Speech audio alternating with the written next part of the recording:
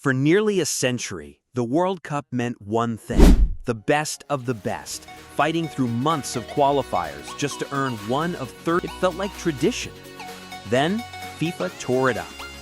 Welcome to the 2026 FIFA World Cup, the first in history to feature 48 teams, 3 host nations, 16 host cities, a tournament so large it needed an entirely new format just to make sense of itself. Today, we're breaking down what this expansion really means for the game, for the underdogs, for the legends playing their final tournament, and for you, the fan, watching it all unfold. Let's start with the obvious question: why fix something that wasn't broken? The 32-team format, introduced back in 1998, was widely loved. It gave the tournament a clean, balanced structure: 8 groups of 4, a straightforward knockout bracket, and just enough matches to build drama without exhausting the audience. So why change it? The answer, as it usually is with FIFA, is a mix of ambition and opportunity. More teams mean more countries with a stake in the tournament. More countries with a stake means more broadcast deals, more sponsorship interest, more ticket sales, and crucially, more political goodwill from federations who've spent decades watching the same handful of powerhouses dominate qualification. There's also a genuine footballing argument buried in the commercial one. Global participation in the sport has exploded. Nations in Asia, Africa, and North America have invested heavily in youth development, coaching infrastructure, and domestic leagues. The gap between the traditional elite and the rest of the world has narrowed, not closed, but narrowed enough that FIFA could make a credible case that more teams deserved a seat at the table. Whether you buy the footballing argument or see it purely as a business decision, the outcome is the same: 48 teams, 12 groups of 4, and a completely reimagined path to the final. Here's where things get structurally interesting. Instead of 8 groups of 4 feeding into the round of 16, the tournament now runs 12 groups of 4. The top 2 teams from each group advance automatically. That's 24 teams.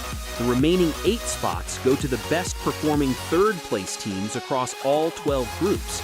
That gives us 32 teams moving into a new knockout round, the round of 32. From there, it plays out in a familiar rhythm: round of 32, round of 16, quarterfinals, semifinals, and the final. But that added knockout round changes the calculus for every team in the tournament. It's one more match, one more chance for an upset, one more physical and mental test for squads already stretched thin. Critics have pointed out an obvious wrinkle. With 8 of the 32 knockout spots going to third-place teams, there's now a real incentive for group stage caution. A team that knows a third-place finish might still be enough to advance may play more conservatively than a team facing pure knockout stakes. That's the trade-off FIFA has accepted in exchange for a bigger tournament. This is the debate that's been raging since the expansion was first announced back in 2017. The critics' case is straightforward. With 16 more teams than before, the overall talent pool gets stretched thinner. Group stages risk more lopsided scorelines. Teams with limited World Cup experience might struggle to compete physically and tactically against the traditional heavyweights, at least in their first matches. There's some historical precedent worth acknowledging here too.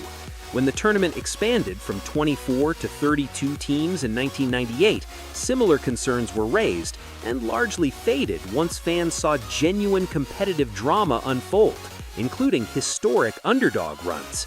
But the counterargument is compelling in its own right. More teams means more stories. It means nations like debutantes and long underappreciated footballing cultures finally get a stage to show what they've built. It means fans in new corners of the world get to watch their own country compete on the biggest stage in the sport, often for the first time ever. That's not dilution, that's expansion of opportunity. And opportunity has always been part of what makes the World Cup magical. The truth, as usual, probably sits in the middle. Some group stage matches will be lopsided, others will produce the kind of shock results that become instant folklore. The tournament's overall quality won't collapse, but it will look different than the tightly contested, elite-heavy tournaments fans have grown used to. Every expansion creates debutantes, and 2026 is no exception. Several nations have qualified for a World Cup for the first time specifically because the expanded format created room for them to enter. These teams typically arrive with modest expectations from the wider world football, but low expectations have a funny way of producing the tournament's best stories. Think about nobody expecting Senegal's rise in the early 2000s, nobody expecting Morocco's historic semifinal run in 2022. Debutante and underdog nations often play with a freedom that heavily favored teams simply don't have. Nothing to lose, everything to prove. Watch closely in the group stage for a debutante nation that grabs an early point against a footballing giant. That single result can change the entire trajectory of a small nation's football culture for a generation. This World Cup isn't just historic for its team count, it's historic for its hosts. For the first time ever, 3 nations are co-hosting: the United States, Mexico, and Canada. 16 cities across 3 countries, spanning multiple time zones and climates, from humid southern heat to cooler northern stadiums. This creates logistical challenges that didn't exist in previous tournaments.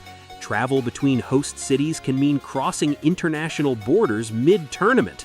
Fans following their team through the knockout rounds may need to plan trips spanning thousands of miles. Broadcasters have to juggle kickoff times across a wider spread of time zones than any World Cup in history. Then there's the pressure on the hosts themselves. The United States, in particular, faces a unique kind of scrutiny. A men's national team still building its global reputation, playing in front of home crowds with sky-high expectations after years of steady progress and increased investment in the sport.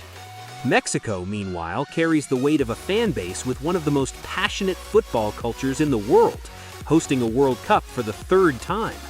Canada steps onto the biggest stage in men's football as a host nation for the first time ever. Host nations have historically overperformed relative to their world rankings. The combination of home support, reduced travel fatigue, and elevated occasion tends to produce strong tournament runs. Expect all 3 hosts to lean heavily on that advantage. Every World Cup carries an emotional undercurrent beyond the results, and 2026 might be one of the most poignant in recent memory. A generation of era-defining superstars, players who have shaped the identity of the sport for a decade, are approaching the twilight of their international careers. For many of them, this tournament represents a realistic final chance at World Cup glory, or simply a final chance to appear on the sport's biggest stage at all. At the same time, a new generation of players, many of them barely into their 20s, are using this tournament as their true introduction to the global audience. Every World Cup produces breakout stars almost overnight, players who arrive as promising talents and leave as household names. With 48 teams and more total matches than ever before, there are simply more opportunities for a young player to have his moment. That collision, aging legends chasing one last chapter and hungry young players writing their first chapter, is part of what makes every World Cup, regardless of format, an emotional roller coaster as much as a sporting one. If Morocco's 2022 semifinal run taught us anything, it's that modern football has never been more receptive to genuine underdog stories. With 16 additional teams in the field, the statistical odds of an unexpected deep run arguably increase. More teams means more possible permutations, more group stage surprises, and more opportunities for a well-organized, hard-working side to catch a favorite off guard in a knockout match where anything can happen over 90 minutes. The ingredients for a Cinderella run are familiar: strong defensive organization, a talismanic goalkeeper, a favorable bracket path, and one moment of individual brilliance at the right time. The 2026 format, with its extra knockout round, actually gives an underdog one more match to find that moment. Don't be surprised if by the tournament's 3rd week, the biggest storyline isn't about the traditional favorites at all, but about a team nobody expected to still be playing. It's easy to talk about formats and brackets and forget the people this tournament is actually built for, the fans. For supporters of the traditional footballing superpowers, the expanded format probably changes very little about how they experience the tournament. Their teams are expected to win their groups comfortably, and the real drama begins in the knockout rounds, just as it always has. But for fans of smaller, historically overlooked footballing nations, this expansion is enormous. It means more countries get to feel that once-in-a-generation surge of national pride that only a World Cup appearance can bring. Bars and town squares that have never once hosted a World Cup watch party will do so this summer. Children in those countries will grow up with a World Cup memory of their own nation competing on the biggest stage in the sport, often for the first time ever. There's also a practical fan experience shift worth mentioning. With 3 host countries and 16 cities, traveling fans face a genuinely different logistical challenge than in previous tournaments hosted by a single